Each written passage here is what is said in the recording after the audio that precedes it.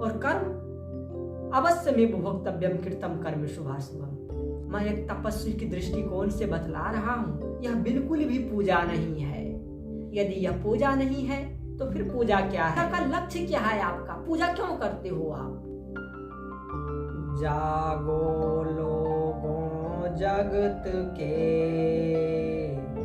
बीती काली रात,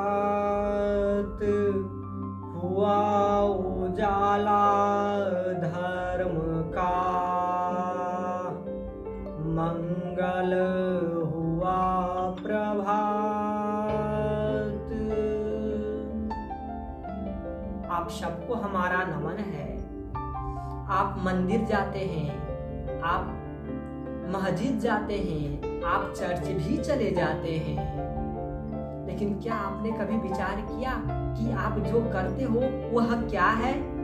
क्या जिसे कि आप पूजा कहते हो कि हिंदी भाषा में और सारी भाषाओं में से अलग अलग चीजों से नामों से जानते हैं। मैं हिंदी भाषा की बात करूं तो इन्हें पूजा कहते हैं। क्या वास्तविकता में यह पूजा है? मैं एक तपस्वी की दृष्टिकोण से बतला रहा हूँ, यह बिल्कुल भी पूजा नहीं है। यदि यह पूजा नहीं है तो फिर पूजा क्या है? हम जानेंगे इस सत्य को कि पूजा क्या है और इसे कैसे करते हैं। तो वीडियोस में बने रहें, लेकिन एक सच्ची बात बतलाता हूं कि आपके अंदर धैर्य नाम की कोई चीज नहीं शायद, क्योंकि 5-7 मिनट की वीडियोस को भी आप स्किप करके देखेंगे तो आप क्या समझ पाएंगे भला? यह प्रवचन, यह वीडियोस किसी और वीडियोस की तरह नहीं है मेरे बंधु। यहाँ पे सत्य ज्ञान बतलाया जाता है और सत्य ज्ञान को स्किप करके देख लोगे तो क्या समझ में आएगा? तो चलिए, मेरे एक नम्र निवेदन है आपसे, बिना स्किप किए प्लीज अपना 5-10 मिनट की जो वीडियोस है इसे अपना अमूल्य समय दें यहाँ पे और सत्य को जाने। तो किसी एक चीजों पे बात करते हैं, सारा चीज एक जैसे ही निर्भर करता है एक चीजों पे ही। आप मंदिर की बात करूं, मस्जिद की या चर्च की, नाना प्रकार के धर्म स्थल है। मैं मंदिर पे बात कर लेता हूं और ये सारा चीजें जो मैं बतलाऊंगा यह औरों पे भी लागू होगी।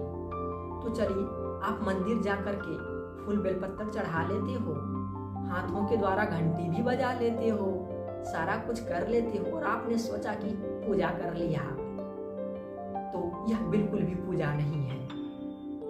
पहले ये समझते हैं कि पूजा का लक्ष्य क्या है आपका? पूजा क्यों करते हो आप?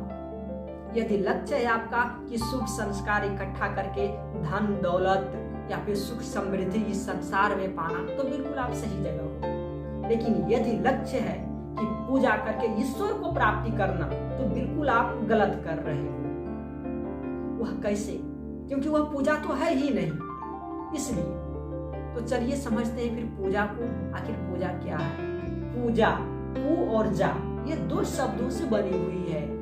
पू का अर्थ क्या होता है? पू का अर्थ होता है पुरुष। पुरुष, ब्रह्म, ईश्वर, परमात्मा, सार शब्द, ये सब उनके आदि नाम है, प्रभु के नाम है। उनमें से एक पुरुष भी उन्हीं का नाम है। जा का अर्थ जानना। जब आप ब्रह्म को जान लेते हैं, ईश्वर को प्राप्त कर लेते हैं, तो मानो आपकी पूजा हो गई। इसी को पूजा कहते हैं। तो फिर मंदिरों में जो करते हैं वह क्या है? आइए उसे भी समझते हैं हम।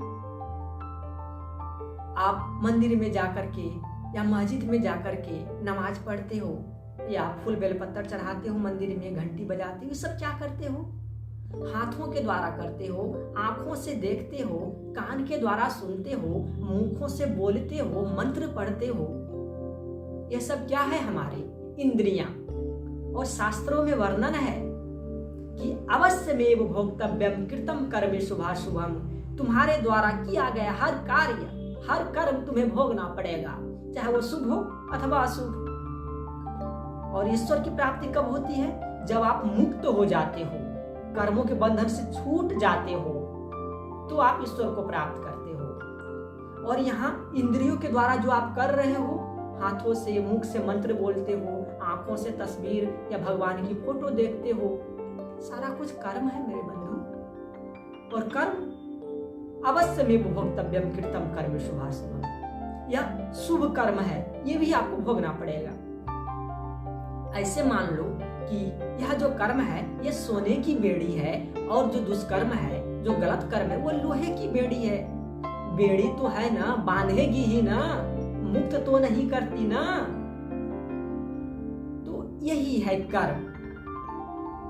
और तो फिर हम कर्म को छोड़कर पूजा कैसे करें, हम ईश्वर को प्राप्त कैसे करें, इस विषय पे भी थोड़ी चर्चा कर लेते हैं। आइए समझते हैं इसे भी। आप जो भी करते हो, यदि आप ईश्वर प्राप्ति करना चाहते हो तो इसके लिए सदगुरु की शरण में जाना पड़ेगा। इसके लिए क्या है कि जन्म अनेकों पर सदगुरु मिले प्यारे, कब? जब संचित पुण्य जब होय जी। जब जो छोटे छोटे शुभ कर्म करते हो आप, इससे शुभ संस्कार इकट्ठा होती है और शुभ संस्कार इकट्ठा होने से फिर सदगुरु की प्राप्ति होती है और वह सदगुरु फिर भेद बतलाता है, वह रहस्य बतलाता है, जिससे कि ईश्वर की प्राप्ति की जाती है। अब कहेंगे कि जो भी बतलाएंगे सदगुरु तो शरीर के द्वारा ही होगी, तो बिल्कुल सही है आपका कहना, इसमें कोई दो बात नहीं। लेकिन इस शरीर के द्वारा शुभ संस्कार इकट्ठा करके, उनकी सेवा करके आत्म तत्व को जाना जाता है कि मैं कौन हूं। जब आत्म स्वरूप का बोध हो जाता है, उसके बाद स्वयं से साधन चलती है। आत्मज्ञान होने के बाद से जो साधना चलती है, जो आत्मा करती है, वहां से फिर ईश्वर प्राप्ति होती है। और इससे जो नीचे होती है शरीर से, ये सारा कुछ क्या है? कर्म है। और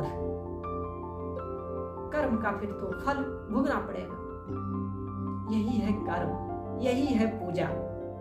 तो आप अच्छे से समझ गए, लेकिन इस कान से सुनेंगे, इस कान से निकाल देंगे तो कोई फायदा नहीं है। इसीलिए आप सच्चे सदगुरु की खोज करो। और वह सदगुरु क्या है? सदगुरु कहाँ मिलेंगे हमें? मालूम है? कहीं नहीं, बाहर जाने की आवश्यकता ही नहीं, क्योंकि सदगुरु अव्यक्त सत्ता है और वो आपको अपने ही भीतर मिलेंगे। लेकिन इसके लिए सदगुरु की आवाज सुनने के लिए, जानने के लिए मन के सारे शोर को बंद करना पड़ेगा, तो ही आप समझ पाएंगे, जान पाएंगे उस अव्यक्त सत्ता को।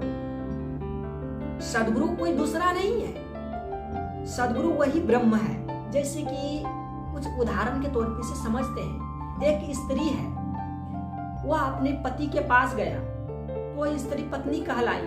अपने बेटे के पास गया तो वह स्त्री माँ कहलाई। स्त्री तो एक ही है ना, लेकिन अलग अलग जगहों पे नाम बदल जा रही है। तो वही वह सत्ता है, ईश्वर है, जो सदगुरु के रूप में पृथ्वी पर या फिर आपके अंदर जो विराजमान है, अव्यक्त सत्ता है, जो आपको ज्ञान देता है, उसे सदगुरु कह लेते हैं।